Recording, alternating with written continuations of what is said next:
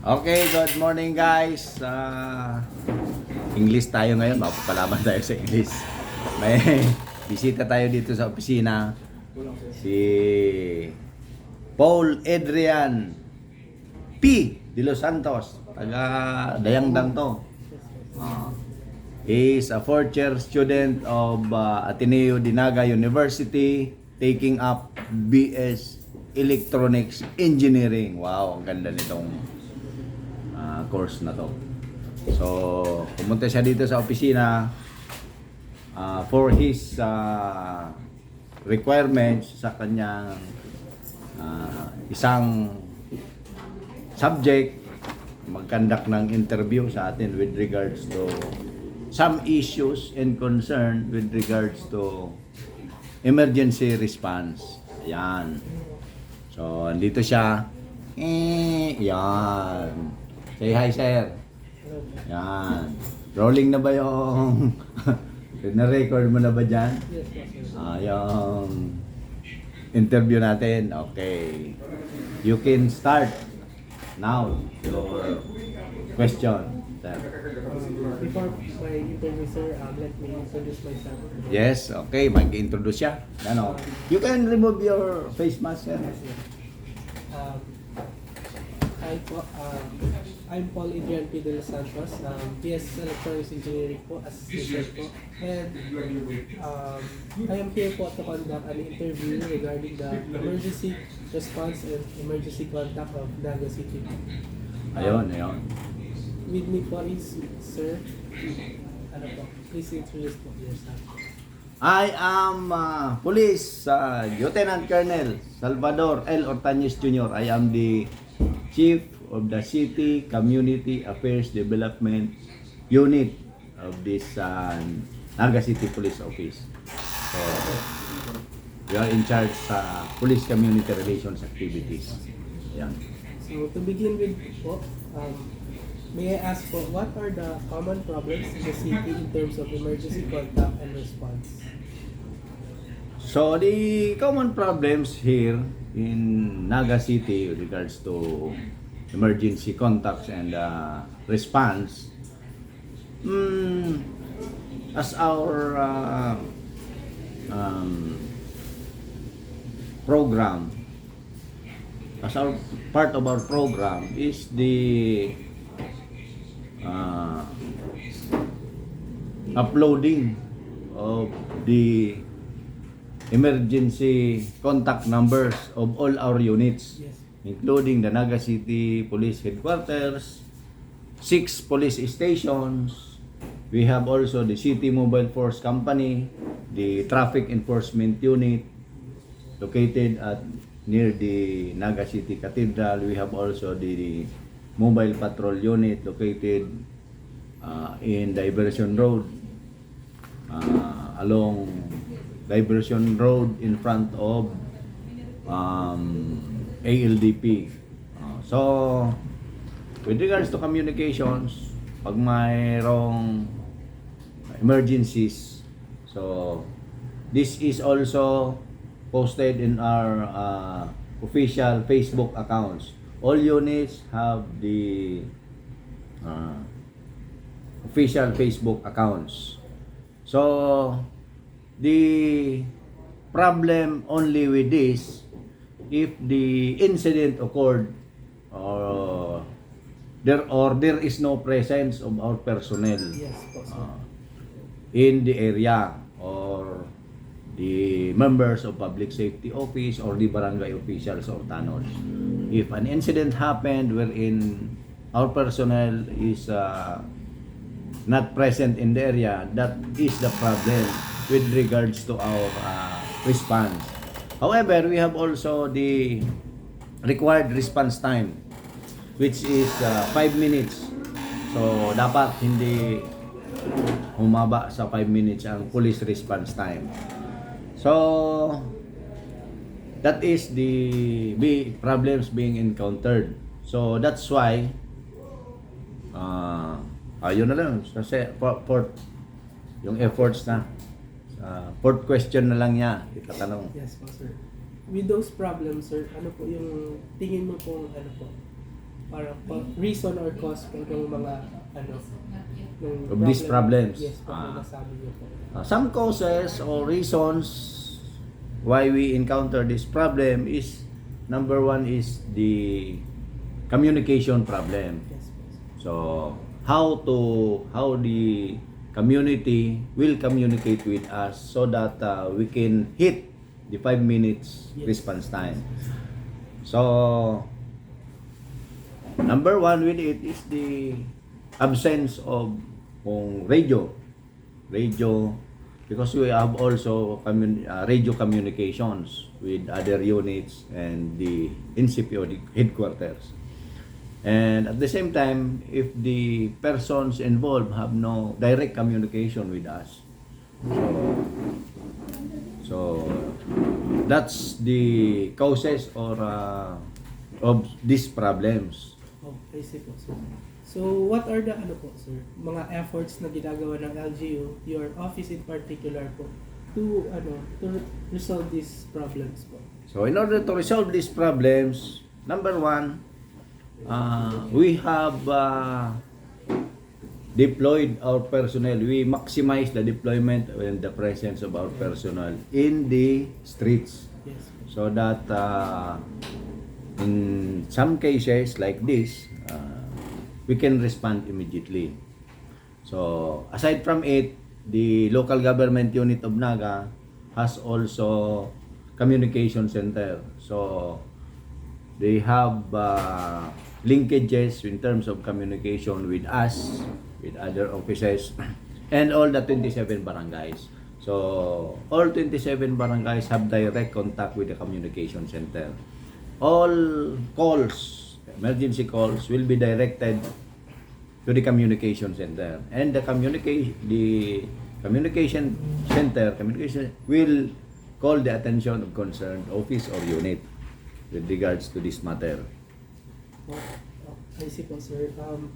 With these efforts po, what do you think po is the room for improvement po with this po? Room for improvement. O what can you do better po sa tingin niyo po? So I think the room for improvement for this, so that we can hit what our community are expected or is expected for us, is that first, for our PNP personnel is to disseminate our contact numbers with all of the concerned barangays, even with the civilians populace, so that they can directly call our attention kung ano man na concerned office or station with respect to the areas of responsibility. Second,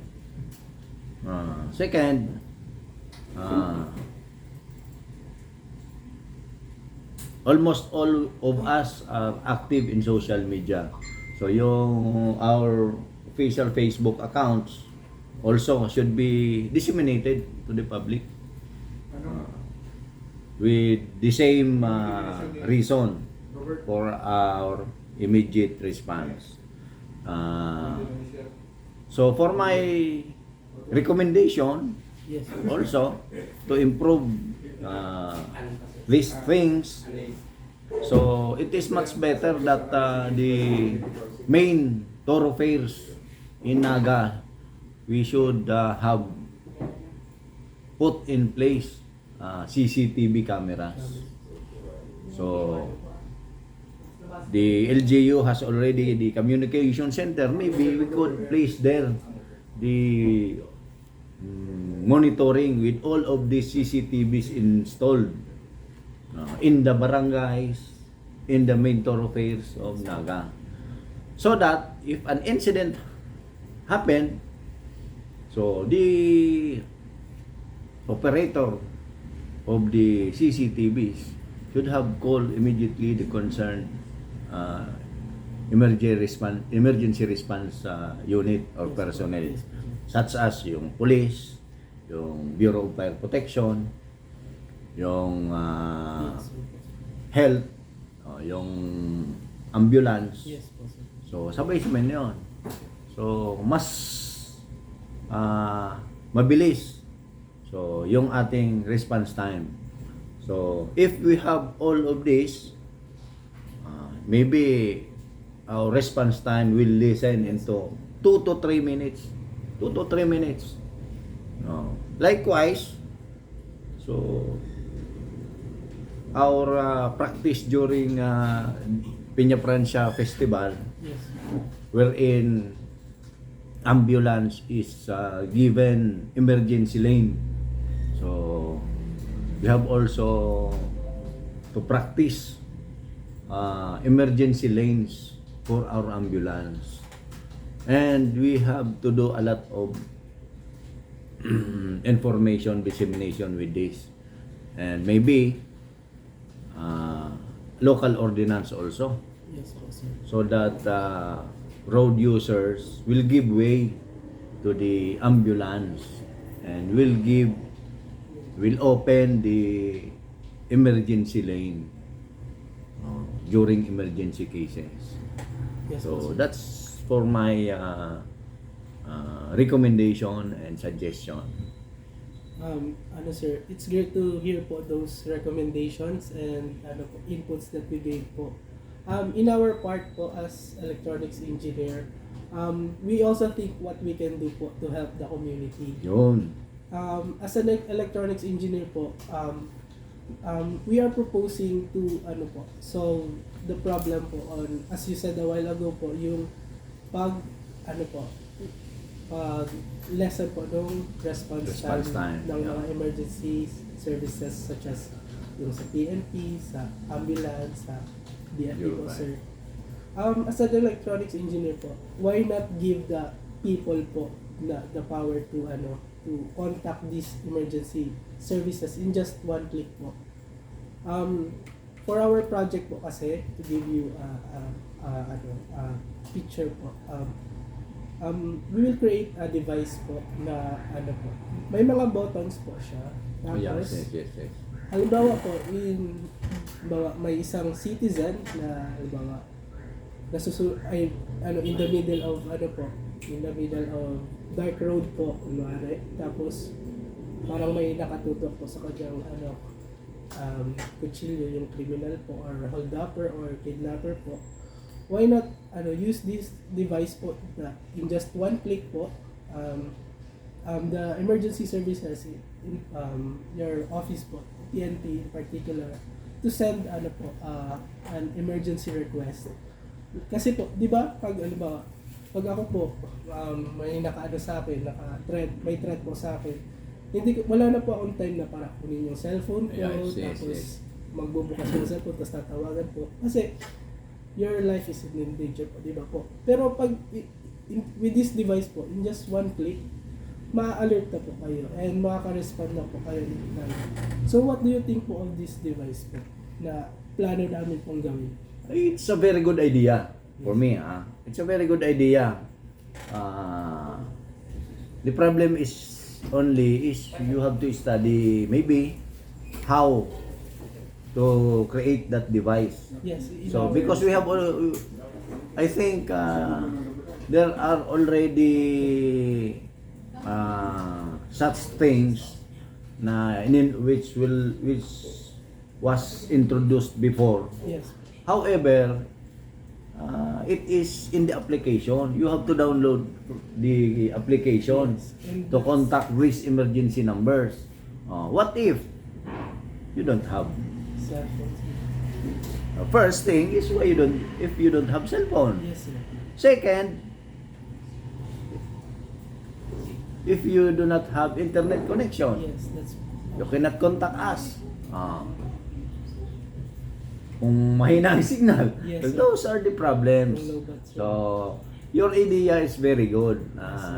In just one click, lalabas makukontak na yung Yes. The problem with it is how can an individual use it? Yes po, sir.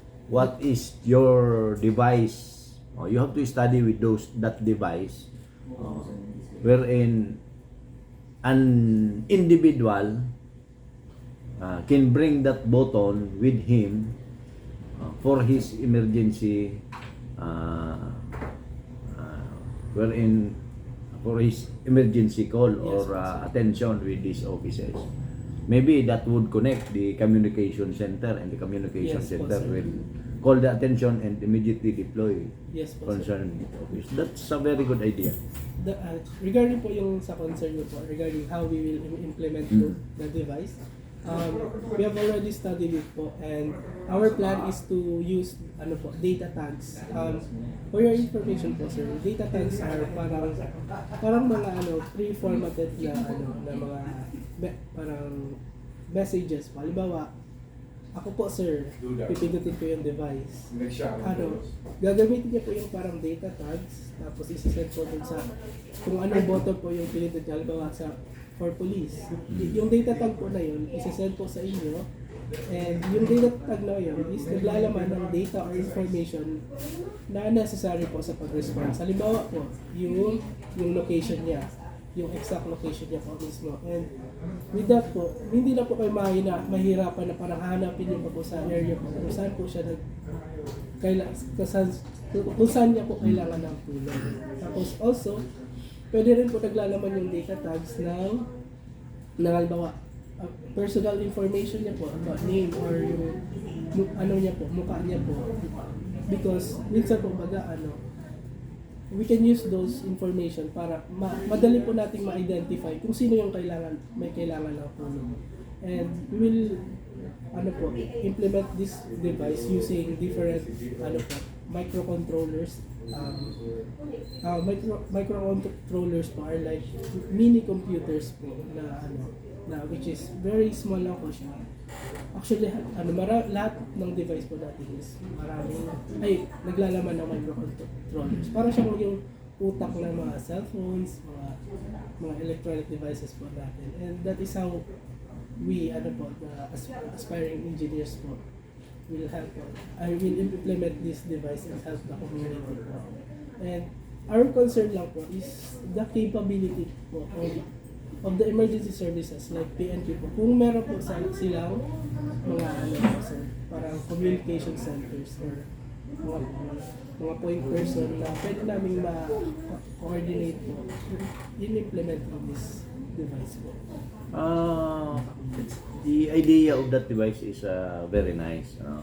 So in the PNP, we have also communication center here. So that's good to hear from a student that you are aspiring for that project, hopefully, and mangyari. Yes, sir. So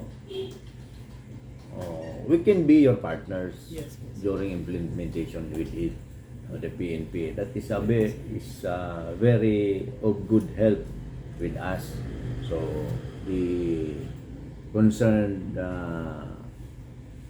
person have a direct contact Yes, with those emergency units needed in the place of incident. So this is a very good idea in terms of crime prevention Yes, and crime solution. Yes. So the would-be criminals magdadalawang isip na yan kasi meron na tayong ganyan na device. So hopefully you could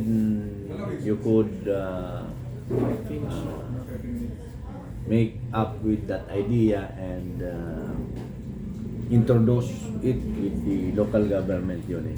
Yes, po, sir. Actually, sir, we are... As long as after na ma-conceptualize nyo yung project. Actually, sir, we are very glad to hear po na willing po kayo makipag-coordinate, and this project po is already po in the process of having a partnership in LGU. Yeah, it's very good. Magpo-provide po sila ng fund to support this Yaon. project po. And So we are very thankful po. after you are just a student, pero yung idea nyo, ganun na. Yes, Oh, po. tama-tama yan. after your graduation, makapasa na kayo ng board exams. You have already the prior coordination with the local government units. Yes, sir. So, congratulations in advance and good luck with your project. Sige po, sir. Thank you po, sir, sa time, sir, and sa inputs na binigay niyo po sa akin ngayon, sir. We are partners in terms of crime prevention. So this is a good strategy. Yes, Tamang-tama. Nagkataon. Today is Crime Prevention Week. Crime Prevention Week ngayon with initiative of the National Police Commission. Yes, po, sir. Ayan. So, yun po, sir. Yun na po yung end ng interview na po and thank you po sa time po. Well, you're welcome. Yeah, sir. Thank you. Thank you po. That's it, guys. And to na po lang. Bye.